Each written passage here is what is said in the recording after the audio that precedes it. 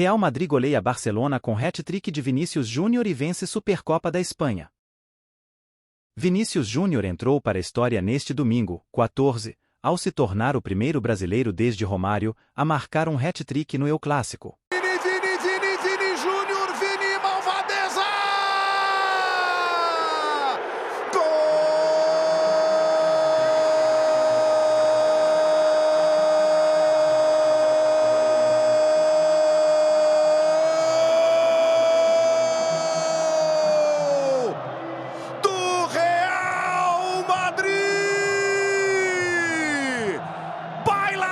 O Real Madrid venceu o Barcelona por 4-1 e ficou com o título da Supercopa da Espanha. Além de Vini, o outro brasileiro a fazer 3 gols no El Clássico foi Romário. A marca do baixinho foi em 1994, há 30 anos, em uma vitória dos catalães por 5-0 na La Liga.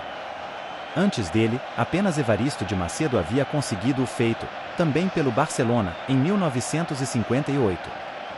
O último jogador no geral a conseguir o triplete no El Clássico foi Iván Zamorano, em 1995, há 29 anos. Em debate no programa da UOL Esportes, Mauro César analisou por que o atacante do Real Madrid não consegue ter a mesma performance na seleção brasileira que tem em seu clube. Foi uma lesão. Agora, o que o Ronaldo falou sobre o Vinícius é muito importante, né? O Carlo Ancelotti, ele usa os seus jogadores e os explora ao máximo, no bom sentido, ou seja, tira o melhor dos seus jogadores. E é muito claro que a função do Vinícius mudou. Você olha o mapa, inclusive, de calor, você vê que ele está muito mais presente dentro da área do que antes, quando tinha Benzema, ele de um lado, o Rodrigo do outro. Até peguei ontem na minha rede social, botei lá o mapa de calor do jogo contra o Manchester City 1-1, antes da eliminação, né, da Champions League passada, depois foi goleado e foi despachado o Real Madrid. E o jogo de ontem, você vê o Vinícius menos na ponta, mais dentro da área agora. Por isso também a sua presença como artilheiro. Lembrando que o próprio Cristiano Ronaldo passou por essa transformação. Eu acho que ontem, mal comparando, o Vinícius era algo que lembra um pouco o Bruno Henrique. É aquele ponta que entra na área para fazer o gol, sem a capacidade do cabeceio do jogador do Flamengo, mas com a velocidade e com o poder de decisão, fazendo gols, melhorando nos seus arremates, o que é muito importante, né?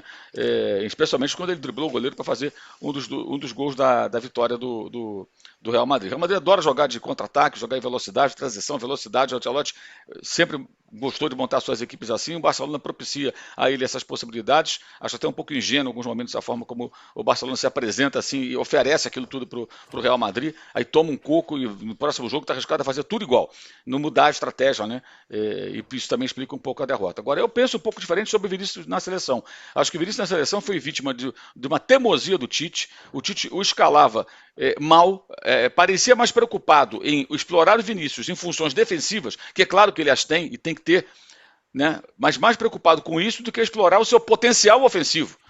Então houve jogos em que ele tinha que ficar ali ajudando o lateral e tal, e tinha poucas tarefas ofensivas, porque no time do Tite, o Neymar podia ficar sentado no banquinho lendo o jornal, ele lê jornal, não sei, ou no Instagram, mas combina mais com ele. No Instagram ali postando coisa, e quando a bola chegasse ele levanta e corre atrás dela. O Neymar não tinha tarefa nenhuma sem bola, sempre foi assim.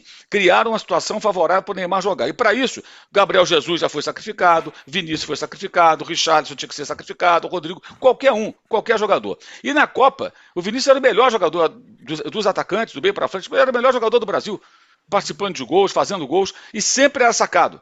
Foi sacado contra a Coreia, foi sacado com 19 minutos contra a seleção da Croácia. Vamos lembrar, quando o Brasil... O Vinícius não está mais em campo, ele era o melhor atacante brasileiro da temporada. Qual técnico vai tirar o melhor jogador? O Modric ia sair? Nunca! O Brazovic e o Kovacic iam sair? Não, os três eram o tripé que sustentaram o jogo da Croácia e praticamente ganharam aquele jogo. Conduzido o jogo ao bel prazer. E a jogada do gol do Neymar acontece da enésima vez que o Neymar tenta a jogada individual. Numa das jogadas que o Neymar teve a bola, o Vinícius apareceu livre, primeiro tempo ainda, ele não dá o passe, ele tenta jogar sozinho. Então a seleção era feita para o Neymar. Isso sufocava os demais jogadores. Vários, foram prejudicados por isso. Então, assim, ontem eu acho que foi mais a gente viu ontem, eu acho que um upgrade, né, do Vinícius. Ele numa outra função, graças a essa também capacidade do seu treinador, como o Arnaldo destacou, de explorar o que ele tem de melhor. Vou repetir, o Carlo Ancelotti, ele pega o time e fala, o que esse cara vai fazer bem para o meu time? Eu vou usar esse cara da melhor maneira possível. Dentro dos meus conceitos, da minha forma de pensar o futebol. O Tite não, o Tite tinha ali... Isso é uma coisa que o Tite tem a chance agora, voltando a futebol de clube, de mostrar uma faceta diferente. O Tite tem uma receita E os jogadores tinham que se encaixar naquilo. Eu vou lembrar que na Copa de 98, de 2018, 98, fica velho é uma porcaria, fica trocando tudo, né? 2018, ele não convocava o Luan antes da Copa, e o Luan era o rei da América. E a alegação que muitos defensores incondicionais do técnico utilizavam era que não, ele não se encaixa no modelo de jogo. Gente, eram 23 na época, né? 23 atletas. Você leva jogadores de diferentes perfis para diferentes momentos do jogo. O Luan, que hoje pode parecer uma piada, era o melhor jogador do Grêmio, campeão da Libertadores e foi eleito o rei da América. Ele não era convocado, ele não tinha chance, porque o Luan jogava de um jeito que não servia. Como assim não serve? Será que não dá para variar um pouquinho? Não há momentos que você tem que mudar a forma de jogar da sua equipe, se adequar ao adversário, ao momento da partida? Então, vários jogadores passaram por isso. O Tite tinha um cardápio à sua disposição e tinha dificuldade, sabe, de utilizar alguns dos ingredientes para preparar ali o prato final. Tinha que ser só aquela receita dele ali com poucas variações. Que eu acho ainda que até hoje é um problema que o Tite possui. Ele está cercado de pessoas que pensam muito parecido com ele e não tem ninguém, me parece, que fale alguma coisa diferente. E o Vinícius foi um pouco vítima não, a seleção foi vítima disso. Porque não explorou o potencial daquele que de fato era o melhor jogador brasileiro da Europa. Claramente, muito claramente. Agora, há uma resistência de muita gente que não quer admitir isso até hoje, e acho muito engraçado, até divertido, quando na rede social os caras desenterram nessas horas várias bobagens, várias asneiras, covardias que falaram dele lá no começo. Previsões bizarras, vai ser emprestado, não vai jogar, não sei o quê, sabem nada. Bando de idiotas que falavam essa besteira toda contra o garoto e que agora ficam sendo expostos ao ridículo porque foram ridículos, né? Porque fizeram previsões. E isso está muito em função também de outra coisa que está embutida nisso tudo aí, que é inveja, despeito, clubismo e tudo mais, né? O garoto veio lá de São Gonçalo, lá do Mutuá, cara, morou a vida inteira lá num bairro pobre de São Gonçalo.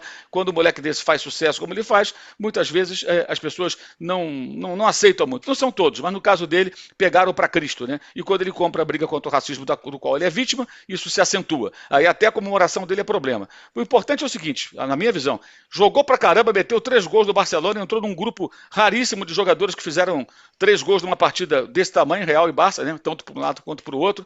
Está ali acompanhado agora de Romário, né? Evaristo, olha só. Pouca gente pequena, né? Jogavam nada, né? Romário, Evaristo, entre outros caras de outras nacionalidades que tiveram aí alcançaram essa proeza, né? E o Vinícius está nesse grupo. Ainda assim os caras vão questionar, então tá bom. Então fica falando do Neymar, ignora o Vinícius e outros que surgem, outros jogadores brasileiros que vão surgir e que são os caras que têm que assumir a seleção brasileira. Você concorda com esse posicionamento do Mauro César? Deixe sua opinião nos comentários e até o próximo vídeo.